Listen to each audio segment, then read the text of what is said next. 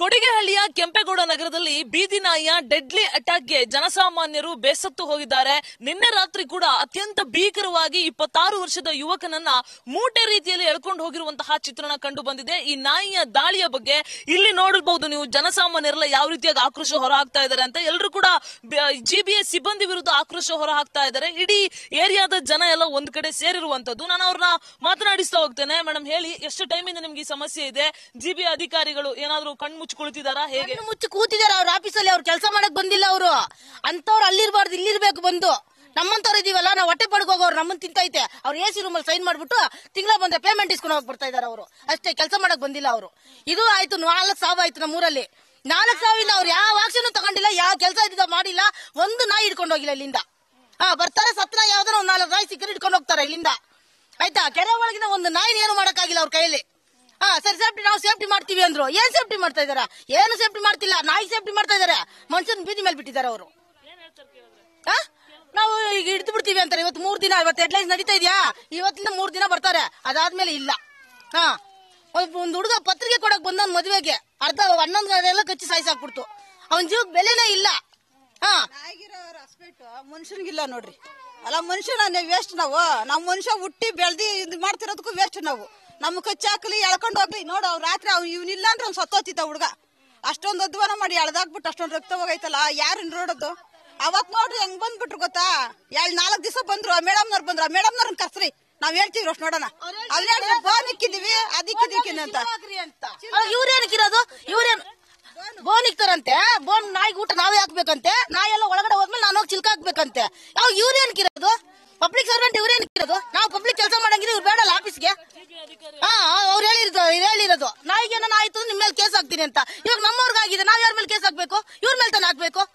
ಮತ್ತೆ ಇವ್ರು ಏನ್ ಮಾಡ್ತಿದಾರೆ? ಆಫೀಸಲ್ಲಿ ಕೆಲಸ ಮಾಡಕ್ ಬಂದಿದ್ದಾರೆ. ಏನ್ ಮಾಡಕ್ ಬಂದಿದ್ದಾರೆ? ಮನುಷ್ಯ ಜೀವ ತಿನ್ನಕ್ ಬಂದಿದ್ದಾರೆ ಇವರು.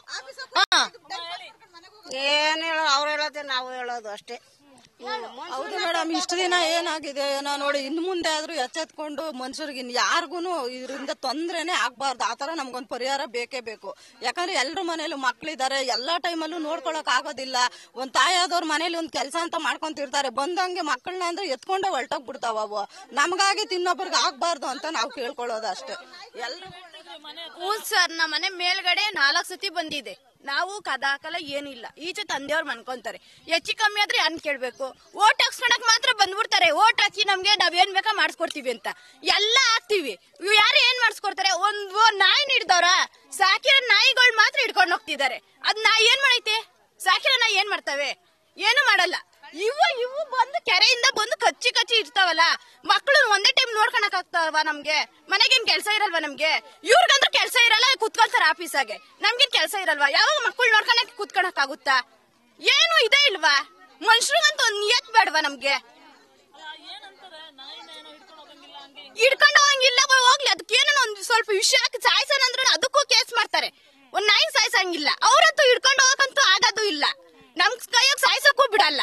ನಾವೇನ್ ಮಾಡ್ಬೇಕು? ಹೆಚ್ಚು ಕಮ್ಮಿ ಮಕ್ಳಿಗೆ ಏನಾಯ್ತು ಅಂದ್ರೆ ಅವ್ರು ಆತರ ಮನೆಗೆ ದೊಡ್ಡವ್ರು ಬಂದು ಕೇಳ್ತಾರೆ, ಮಕ್ಳೇನಾದ್ರು ಎತ್ತಾಯ್ತು ಅಂತ. ಅವಾಗ ನಾವ್ ಏನಂತ ಉತ್ತರ ಹೇಳ್ಬೇಕು? ಅವ್ರ ಕೈಯಾಗ ಉಗಿಸ್ಕೊಬೇಕ ನಾವು? ನಿನ್ನೆ ನೀವೇ ಆ ವ್ಯಕ್ತಿನ ಸೇವ್ ಮಾಡಿದ್ದು ಅಂತ ಹೇಳ್ತಾ ಇದಾರೆ ಎಲ್ಲರೂ. ಸೊ ಏನಾಯ್ತು ಅಷ್ಟೊತ್ತಿಗೆ? ಏನ್ ಹೇಳಿದ್ರಿ? ಆಕ್ಚುಲಿ ನೈಟ್ 8 ಗಂಟೆ ಆಗಿತ್ತು. 7:30 ಆಗಿತ್ತು. ಆಕ್ಚುಲಿ ಆ ಹುಡುಗ ವ್ಯಕ್ತಿ ಇದೇ ದೇವಸ್ಥಾನ ಮುಂದೆ ಕುತ್ಕೊಂಡಿದ್ರು. ನಾನು ಒಂದ್ 10 ನಿಮಿಷ ಹಿಂಗೆ ವಾಕ್ ಅಂತ ಬಂದಿದ್ದೆ ನೈಟಿಂಗೆ. ಇಲ್ಲಿ ಕತ್ಲು ಲೈಟ್ ಇದೆ, ಈ ರೋಡಲ್ಲಿ ಲೈಟ್ ಏನಿಲ್ಲ. ನಾನು ಬಂದಿದ್ದೆ, ಏನೋ ಮೂಟೆ ಹೇಳ್ಕೊಂಡು ಹೋಗ್ತಾ ಇದೆ. 20 ನಾಯಿ ಮೂಟೆ, ಕಸ ಯಾರಪ್ಪ ಹಾಕಿರೋದು ಇಲ್ಲಿ? ಮೂಟೆ ಹೇಳ್ಕೊಂಡು ಹೋಗ್ತಾ ಇದೆ. ಬಂದು ನೋಡಿದ್ರೆ ವ್ಯಕ್ತಿನ ಹೇಳ್ಕೊಂಡು ಹೋಗ್ತಾ ಇದೆ. 5 ನಾಯಿ ಹಂಗೆ ಎಳಿತಾ ಇದೆ, 5 ನಾಯಿ ಹಿಂಗೆ ಎಳಿತಾ ಇದೆ. ಹೇಳ್ಕೊಂತ ನನ್ನ ಮೇಲೂ ಡೆಡ್ಲಿ ಅಟ್ಯಾಕ್ ಮಾಡಿದೆ. ಅದು ನೋಡಿ, ಇಲ್ಲಿಂದ ಡೈರೆಕ್ಟ್ ಇಲ್ಲಿಂದ ಹೇಳ್ಕೊಂಡು ನೋಡ್ರಿ, ಫುಲ್ ಡೆಡ್ ನೋಡ್ಬೋದು ನೀವು. ಶೆಲ್ಟ್ ನೋಡ್ಬೋದು, ಅಲ್ಲಿ ನೋಡ್ಬೋದು ನೀವು. ಫುಲ್ ಎಳ್ಕೊಂಡು ಕೆರೆ ಒಳಗಡೆ ಹೋಗಿದೆ. ಇದು ಆಕ್ಚುಲಿ 3 ಸಾವು. ಇದು ನಮ್ಮ ಏರಿಯಾದಲ್ಲಿ 4ನೇ ಸಾವು.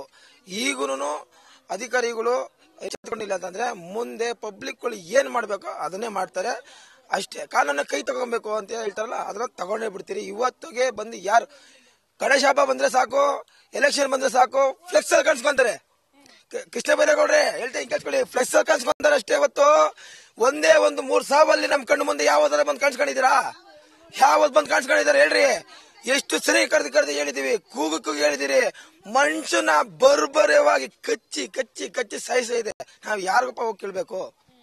ಇಷ್ಟ ಆಗ್ತದೆ ನೋಡಿ. ನಮ್ಮ ಇನ್ನ ಬಂದಿದ್ದಾರೆ ಅಧಿಕಾರಿಗಳು ಬಂದಿದ್ದಾರೆ, 5 ಗಂಟೆಗೆ ಬಂದು ಕಾರ್ಯಾಚರಣೆ ಮಾಡ್ತಾ ಇದಾರಂತೆ. ಏನ ಹುಲಿ ಚಿತ್ತೆಗಳನ್ನ ಹಿಡಿಯೋದಕ್ಕೆ ಒಂದು ನಾಯಿ ಹಿಡಿದಿಲ್ಲ, ಬರ್ತಾರೆ 5 ನಾಯಿ ಹಿಡ್ಕೊ ಹೋಗ್ತಾರೆ, ಎಲ್ಲ ಹಿಡ್ಕೊಂಡ್ ಬಂದ್ರೆ 10 ನಾಯಿ ಇಲ್ಬಿಟ್ಟು ಹೋಗ್ತಾರೆ. ಅದು ಸಾಕಿರೋ ನಾಯಿ ಹಿಡ್ಕೊಂಡು ಹೋಗ್ತಾರೆ. ಅದು ಕೆರೆ ನಾಯಿ. ಇವತ್ತು ಹೇಳ್ತೀನಿ, ಅವತ್ತು ಹೇಳೋದಷ್ಟೇ, ಕೆರೆ ನಾಯಿ ಅದು. ಕೆರೆಯಿಂದ ಬರೋ ನಾಯಿಗಳು ಅವೆಲ್ಲ ಫುಲ್ ಬರ್ಬರ ತಗೊಂಡೋಗಿ ಆಚೆ ಕಡೆ ಬಿಡ್ರಿ ಅದನ್ನ ಅಂತಂದ್ರು ಸೇಫ್ ಆಗಿ ಬಿಡಲ್ಲ. ಒಂದ್ ಕೆಲಸ ಮಾಡ್ಬಿಡಿ ಅಧಿಕಾರಿಗಳೇ, ಒಂದು ನಾಯಿನ ಕರ್ಕೊಂಡೋಗಿ ಸೇಫ್ ಮಾಡ್ತೀರಾ, ಇಲ್ಲಾಂದ್ರೆ ಜನಗಳನ್ನ ಕರ್ಕೊಂಡೋಗಿ ಸೇಫ್ ಮಾಡ್ತೀರಾ ಅಷ್ಟೇ. ನಾಯಿ ಮೇಲೆ ಒಂದು ಕಾರ್ ಎಕ್ಸ್ಬಿಟ್ರೆ ಒಂದು ಕೇಸ್ ಮಾಡ್ತೀರಲ್ಲ ನೀವು ಅಧಿಕಾರಿಗಳು. ಇವಾಗ ನಾಯಿ 3 ಜನನ ಸಹಿಸಿದೆ, ನಾವ್ ಯಾರ ಮೇಲೆ ಕೇಸ್ ಮಾಡ್ಬೇಕು?